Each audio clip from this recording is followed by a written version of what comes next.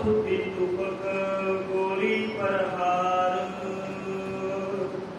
वाहिगुरु जी का खालसा वाहिगुरु जी की फतेह। परम सन्मानयोग सतगुरु श्री गुरु ग्रंथ साहिब सच्चे पातशाह की पावन पवित्र गोद विच बड़े ही अदब सत्कार प्यार सहित जुड़ बैठे गुरु की प्यारी साजी नवाजी साध संगत जीओ, बड़ भागी हैं जी जिन्होंने सच्चे पातशाह की पावन गोद में जुड़ बैठ के सोदर बाणी के पाठ आरती इलाही बाणी के कीर्तन बड़े प्यार से शुरू किए ने। आओ समय जी चल रही कड़ी बार गुरु इतिहास की कथा का अज दे प्रसंग की आरंभता करने तो पहला लड़ी को जोड़ने वास्ते थोड़ा जिहा आपां कल का प्रसंग श्रवण कर लईए जी। कल के प्रसंग के अंदर आपां ने श्रवण किया सी मुगल सखान डरदा भी है, दोवें पासियां तो एक पासे मौत है, एक पासे बदनामी है। जे जंग छड्ड के वापस मुड़ जाना बदनामी ना मर जावांगा, पर जे अगे वध के जंग लड़दा सच्चे पातशाह के हथों मर जावांगा। फिर फैसला किया कि चलो कोई गल नहीं, लड़ के मरना ही ठीक है। मुगल सखां अपने करनैल देखता, बहुते करनैल मारे जा चुके हैं, थोड़े बहुते करनैल ने अपनियां थोड़े बहुते करनैलों फौजां नूं लैके मुगल सखां नगारे वजाउंदा होया अपने झंडे लेके सतगुरु पातशाह की फौज दे वल वधिया।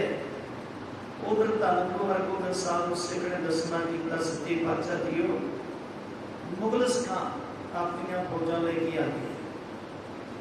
सतगुरु पातशाह ने उस वेले भाई गुरदीप चंद पेंदे खान पठान आदि जिहड़े गुरसिख प्यारे ने जरनैल उन्हां सब नूं तैयार किया है। इन्ने चिर नूं मुगल सखां दी फौज बिल्कुल सिर ते चढ़ के आ गई जी। ते हुण दोवें पासे दी मुगल सच्चे पातशाह दी फौज जिहड़ी उन्हें भी नगारा बजाया जी। सतगुरु पातशाह की फौज ने भी चढ़ाई की, उधर मुगल सखां की फौज भी चढ़ाई करके चल पई है जी। आओ अगला प्रसंग इस तरह कवि संतोख सिंह जी अपना श्रवण करवाते हैं। श्रवण करिए अज के प्रसंग की आरंभता करने तो पहला सारे ही आखो जी सतनाम श्री वाहिगुरु साहिब जी। आओ जी अगला प्रसंग श्रवण करिए। पाथड़ी छंद गल टुके दोवे कर मार मार। कवि संतोख सिंह जी कहते दोवें पासे दियां फौजां बिल्कुल नेड़े आ गई जी। ते दोवें पासे की फौज के करनैल जिहड़े ने मार लो उच्ची उच्ची मार लो बोलते ने। बहुत छुटी तुपक गोरी प्रहार। कहते दोवां पासियां तो बड़ियां बंदूकां चलियां जी, बड़ियां गोलियां चलियां, बड़ियां दोवां पासियां तो गोलियां दे वार हुए एक दूसरे के उपर। गिर पड़े सूर फुटे शरीर। ते जिहड़े भी सूरमे दे जाके गोली लगदी आ ਉਹਦਾ शरीर जिहड़ा जख्मी हो जाता है, शरीर के विच दी गोली लगदी आ ते उसे वेले वो सूरमा मैदाने जंग विच डिग पैंदा वा।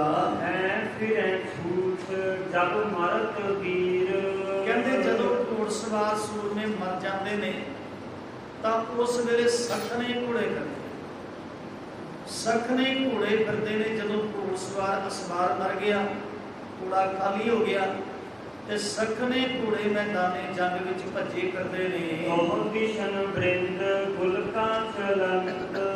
कवि संतोख सिंह जी कहते दोवां पासियां तो बड़ियां गोलियां चलदियां ने, दोवां पासियां तो बड़ियां गोलियां चलदियां ने।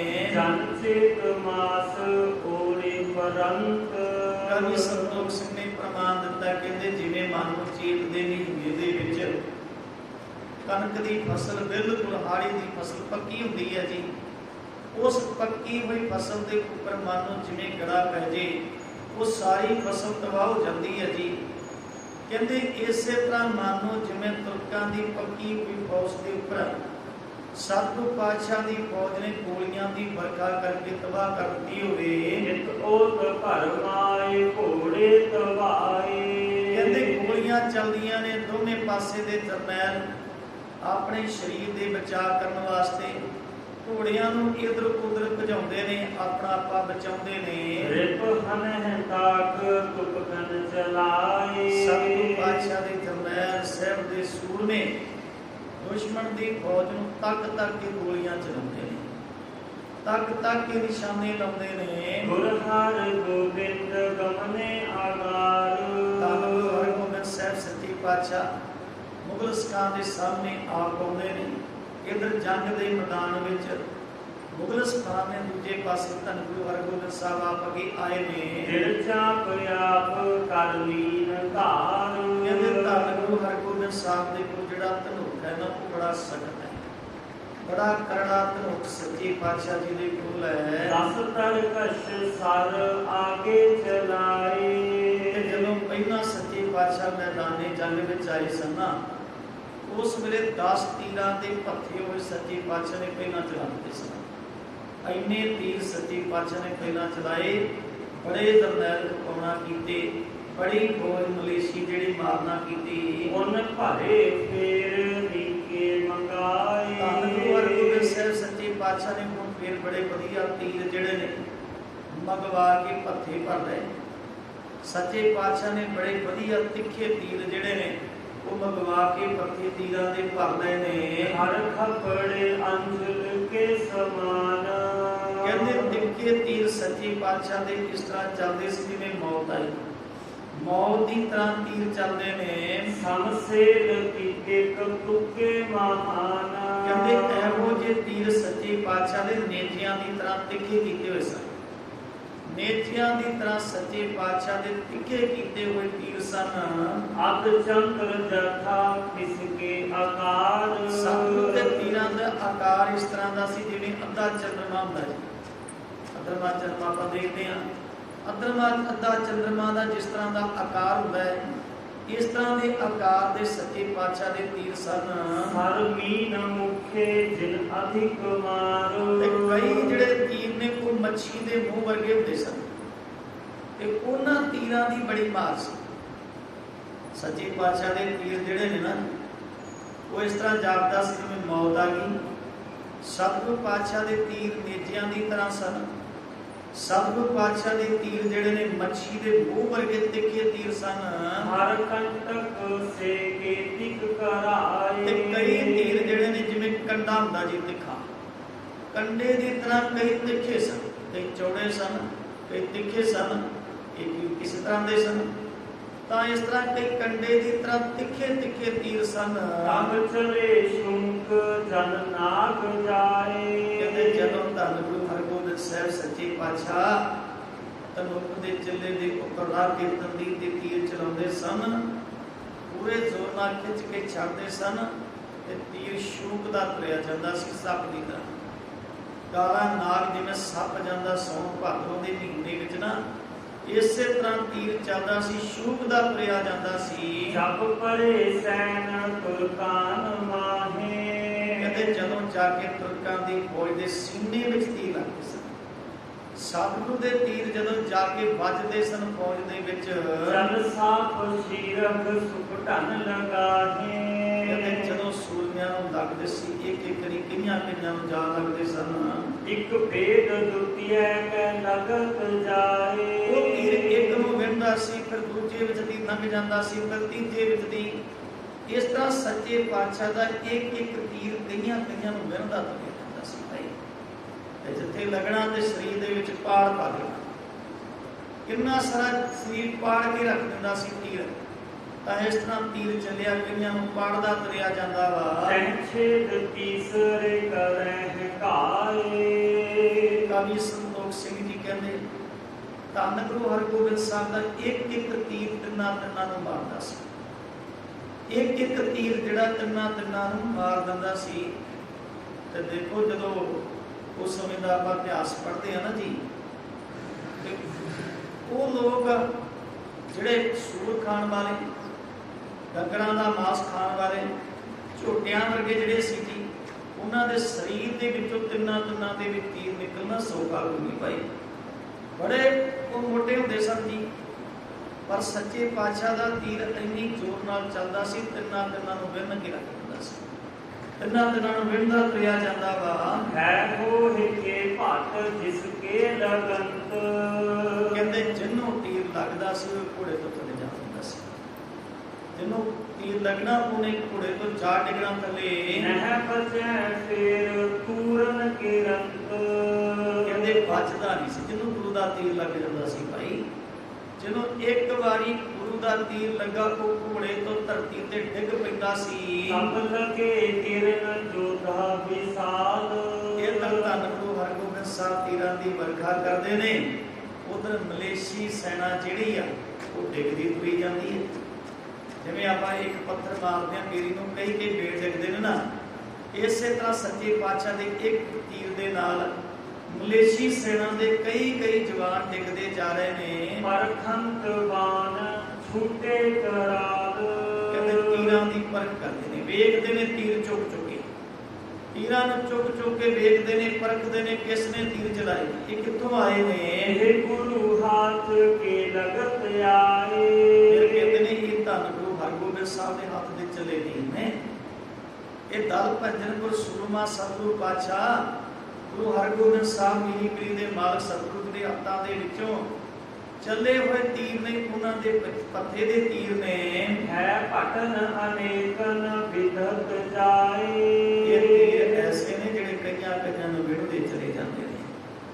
ਸਤਿਗੁਰੂ ਦੇ ਤੀਰ ਐਸੇ ਨੇ ਜਿਹੜੇ ਕਈਆਂ ਦੇ ਸੀਨੇ ਪਾੜਦੇ ਜਾਂਦੇ ਨੇ। ਬਹੁ ਬਡੇਰੋ ਮੋਟੇ ਦੇਖ ਦੇਖ, ਕਹਿੰਦੇ ਸੱਚੇ ਪਾਤਸ਼ਾਹ ਦੇ ਮੋਟੇ ਲੰਮੇ ਤਿੱਖੇ ਤੀਰ ਵੇਖ ਕੇ ਨਾ ਇਹ ਪਠਾਨ ਬੜੇ ਹੈਰਾਨ ਹੁੰਦੇ ਨੇ। ਮਲੇਸ਼ ਇਹ ਸਾਰੇ ਮੁਸਲਮਾਨ ਜਿਹੜੇ ਵੇਖ ਕੇ ਬੜੇ ਹੈਰਾਨ ਹੁੰਦੇ ਨੇ। ਜੇ ਜੀਅਤ ਤਰਾਸ ਧਰਕੇ ਵਿਸ਼ੇਖ, ਕਹਿੰਦੇ ਜਿਹੜੇ ਮਰ ਗਏ ਸੋ ਮਰ ਗਏ, ਜਿਹੜੇ ਬਚੇ ਉਹ ਸੱਚੇ ਪਾਤਸ਼ਾਹ ਦੇ ਤੀਰ ਵੇਖ ਕੇ ਡਰੀ ਜਾਂਦੇ ਨੇ। ਉਹ ਸੱਚੇ ਪਾਤਸ਼ਾਹ ਦੇ ਤੀਰ ਵੇਖ ਕੇ ਕੰਬੀ ਜਾਂਦੇ ਨੇ।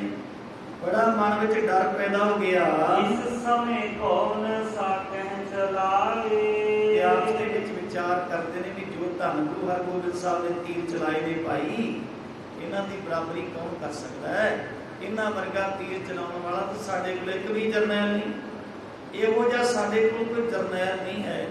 ਜਿਸ ਤਰ੍ਹਾਂ ਦੇ ਤੀਰ ਸਤਿਗੁਰੂ ਨੇ ਚਲਾਏ ਉਸ ਤਰ੍ਹਾਂ ਦਾ ਕੋਈ ਚਲਾਉਣ ਵਾਲਾ ਨਹੀਂ। ਵੱਡ ਕਿਨ ਉਚਿਤ ਧਨ ਜੋ ਕਰਾਏ, ਜਿਹੜੇ ਸੱਚੇ ਪਾਤਸ਼ਾਹ ਨੇ ਇਹ ਧਨੁਖ ਦੇ ਚਿੱਲੇ ਦੀ ਉੱਪਰ ਚੜਾ ਕੇ ਵੱਡੇ ਮੋਟੇ ਤੀਰ ਚਲਾਉਣਾ ਕੀਤੇ ਨੇ। ਹੋ ਸਕਹਿ ਐਚ ਵੱਡ ਹੋਏ ਕਠੋਰ, ਜਿਹੜਾ ਧਨੁਖ ਉਹ ਵੀ ਬੜਾ ਸਖਤ ਸੀ, ਬੜਾ ਕਰੜਾ ਸੀ, ਕਿਉਂਕਿ ਜਿੰਨਾ ਕਰੜਾ ਧਨੁਖ ਹੋਣਾ ਉਹਨਾਂ ਤੀਰ ਦੂਰ ਜਾਂਦਾ ਸੀ, ਤੇਜ਼ੀ ਨਾਲ ਨਿਕਲਦਾ ਸੀ।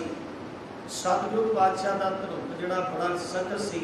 ਜਿਸ ਧਰੇ ਜੋਰ ਬਹੁ ਭਟਨ ਫੋਰ, ਕਹਿੰਦੇ ਜਿਸ ਧਨੁਖ ਦੇ ਚਿੱਲੇ ਦੇ ਉੱਪਰ ਰੱਖਿਆ ਹੋਇਆ ਤੀਰ ਜਦੋਂ ਤੰਦੀ ਤੇ ਤੀਰ ਆ ਕੇ ਖਿੱਚ ਕੇ ਛੱਡਿਆ ਜਾਂਦਾ ਸੀ ਨਾ, ਤੇ ਫਿਰ ਜਿਹੜਾ ਸੂਰਮਾ ਅੱਗੇ ਆ ਜਾਂਦਾ ਸੀ ਉਹ ਚੀਰਦਾ ਹੀ ਜਾਂਦਾ ਸੀ।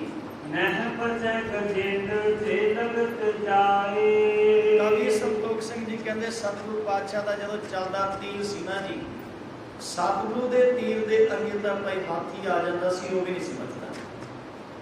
ਸਤਿਗੁਰੂ ਦੇ ਤੀਰ ਦੇ ਵਿੱਚ ਇੰਨੀ ਤਾਕਤ ਨਾਲ ਚੱਲਿਆ ਹੋਇਆ ਤੀਰ ਹੁੰਦਾ ਸੀ ਜੀ, ਇੰਨਾ ਜ਼ੋਰ ਨਾਲ ਚੱਲਿਆ ਹੋਇਆ ਤੀਰ ਹੁੰਦਾ ਸੀ ਵੀ ਸੂਰਮਿਆਂ ਦੀ ਤਾਂ ਗੱਲ ਛੱਡੋ, ਇੱਥੇ ਹਾਥੀ ਵੀ ਆ ਜਾਂਦਾ ਸੀ ਨਾ, ਹਾਥੀ ਦੇ ਵਿੱਚ ਦੀ ਵੀ ਤੀਰ ਪਾਰ ਹੋ ਜਾਂਦਾ ਸੀ। ਹੈ ਨਰਨ ਕੌਣ ਗਿਣਤੀ ਕਰਾਏ, ਜਿਹੜੇ ਸੱਚੇ ਪਾਤਸ਼ਾਹ ਦੇ ਚੱਲੇ ਤੀਰ ਹਾਥੀਆਂ ਨੂੰ ਮਾਰਨ ਵਾਲੇ ਸਨ, ਉਹਨਾਂ ਤੀਰਾਂ ਦੇ ਸਾਹਮਣੇ ਆਮ ਚਾਲਾ ਮਨੁੱਖਤਾ ਕੀ ਸੀ ਭਾਈ, ਭਾਵ ਕੁਝ ਨਹੀਂ ਸੀ, ਉਹਨਾਂ ਦੀ ਕੋਈ ਪਾਇਆ ਨਹੀਂ ਸੀ। ਜਿਹੜੇ ਤੀਰ ਸੱਚੇ ਪਾਤਸ਼ਾਹ ਦੇ ਵੱਡੇ ਹਾਥੀਆਂ ਨੂੰ ਮਾਰ ਦਿੰਦੇ ਸਨ, ਉਹ ਤੀਰਾਂ ਦੇ ਸਾਹਮਣੇ ਮੁਗਲ ਸਿੱਖਾਂ ਦੀ ਫੌਜ ਨੇ ਕੀ ਕਰਾਉਣਾ ਸੀ, ਉਹਦਾ ਕੀ ਵਟਿਆ ਜਾਣਾ ਸੀ, ਭਾਵ ਕੋਈ ਪਾਇਆ ਨਹੀਂ ਸੀ।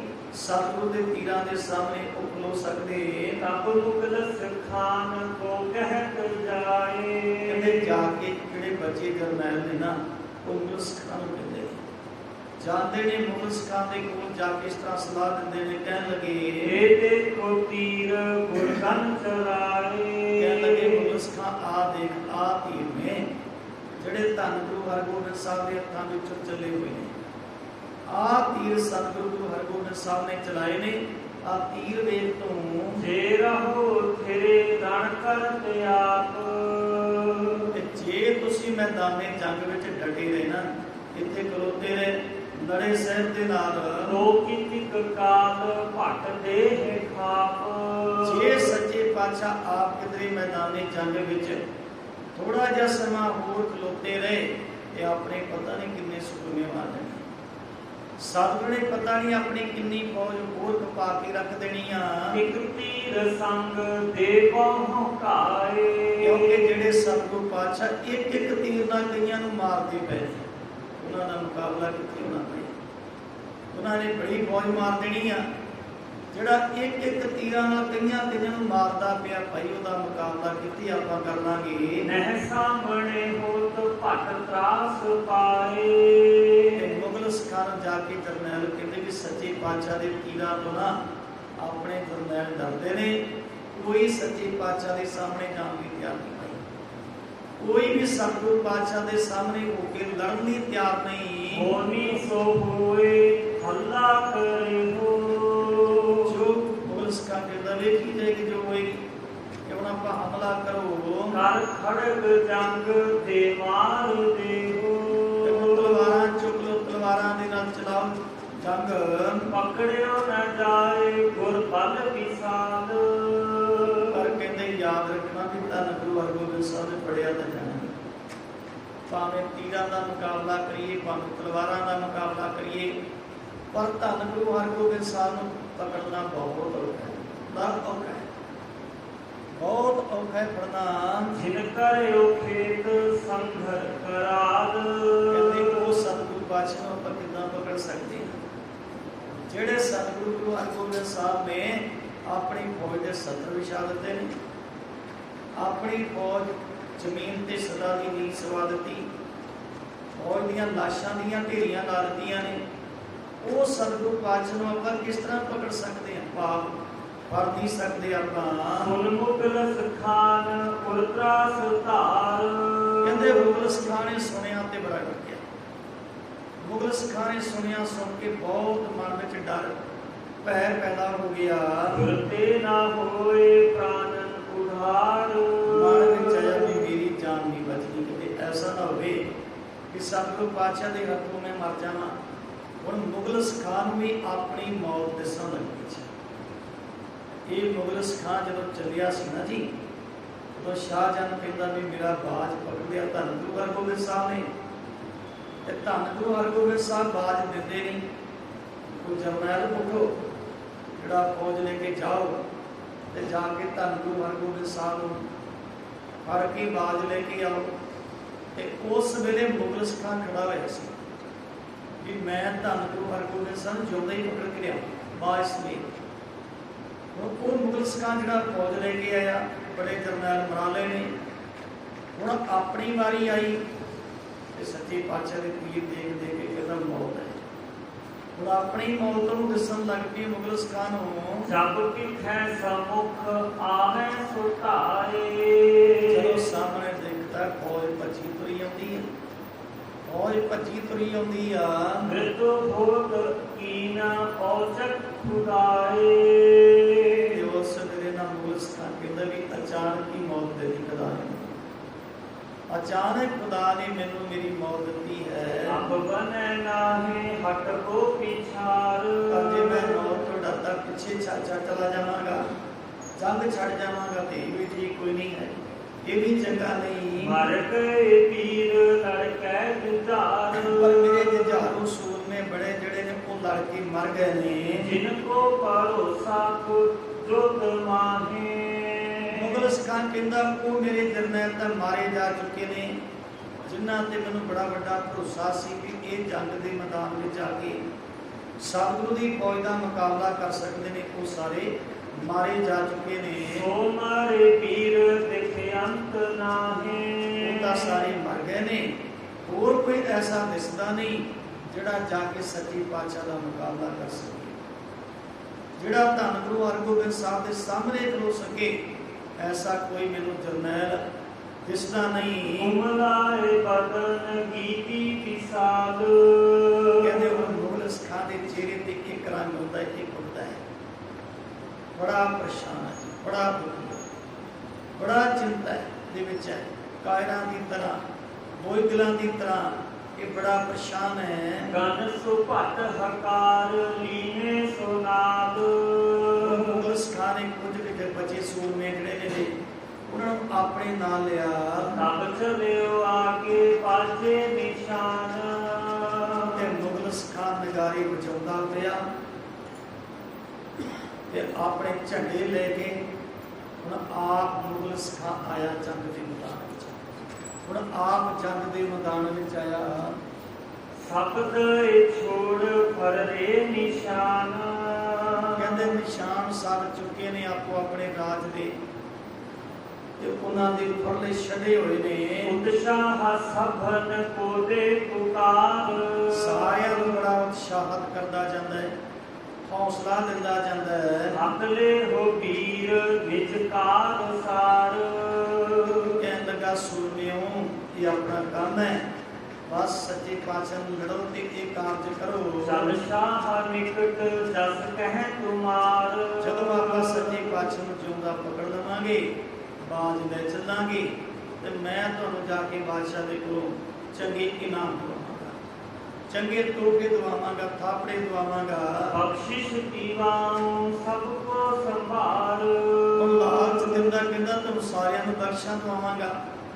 ਆਪਣੇ ਸਿਪਾਹੀਆਂ ਨੂੰ ਹੌਸਲੇ ਦਿੱਤੇ ਕਿ ਚਲੋ ਇੱਕ ਵਾਰੀ ਸੱਚੇ ਪਾਤਸ਼ਾਹ ਨੂੰ ਲੜੋ ਤੇ ਜਿੱਤ ਤੋਂ ਬਾਅਦ ਮੈਂ ਤੁਹਾਨੂੰ ਬਾਦਸ਼ਾਹ ਦੇ ਕੋਲ ਜਵਾ ਕੇ ਬਖਸ਼ਾਂ ਦਵਾਵਾਂਗਾ। ਸੈਯਦ ਦੀਦਾਰ ਅਲੀ ਕੀਨ ਬਾਮ ਕਹਿੰਦੇ ਹੁਣ ਕੀ ਚੱਲ ਪੈਂਦਾ ਜੀ, ਇਸ ਤਰ੍ਹਾਂ ਆਪਣੇ ਸੂਰਮਿਆਂ ਨੂੰ ਉਤਸ਼ਾਹ ਦਿੱਤਾ ਹੈ।